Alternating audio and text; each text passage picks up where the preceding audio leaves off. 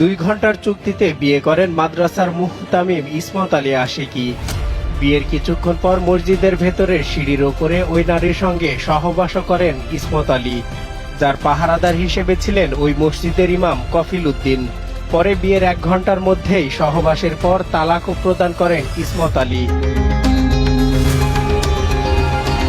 পবিত্র স্থানে এমন ঘটনার বিষয়টি জানাজানি হলে এলাকায় চাঞ্চল্যের সৃষ্টি হয়। পরে ইমাম কফিল উদ্দিনকে বরখাস্ত করে মসজিদ কমিটি। অভিযুক্ত ইসমত আলী আশিকি প্রায় 4 বছর যাবৎ গাজীপুরের শ্রীপুরের ট্যাংরা মধ্যপাড়া জামিউল উলুম কওমি মাদ্রাসা ও এতিমখানার মুহতামিমের দায়িত্ব পালন করে আসছেন। সরজমিনে গেলে ঘটনার সত্যতা পাওয়া যায়।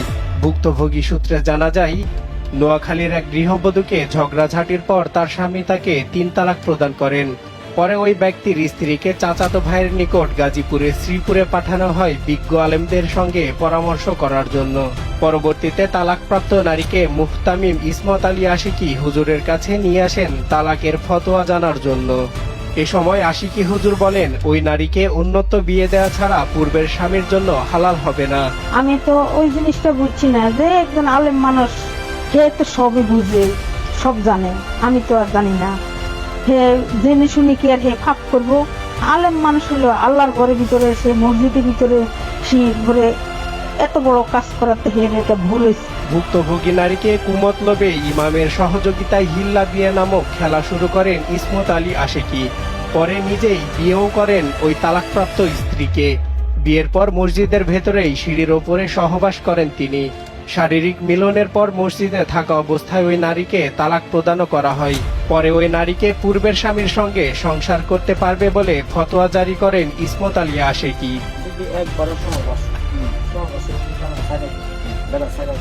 তাহলে 3 মাস পরে, আমি বললাম 3 মাস পরে আপনারা ওই আগের স্বামীর সাথে বিয়ে আসা দেবেন, দেখা যাবে এইভাবে।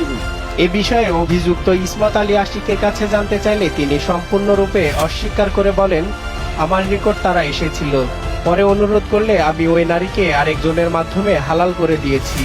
কার সঙ্গে হালাল করা হয়েছিল এমন প্রশ্নের উত্তরে তিনি বলেন, ভুক্তভোগী ওই নারীর স্বামী বিস্তারিত শুনে আলেমদের সাথে পরামর্শ করলে জানতে পারে চুক্তিভিত্তিক হিল্লা বিয়ে শরীয়ত সম্মত নয়। ইসলামে নির্দিষ্ট সময়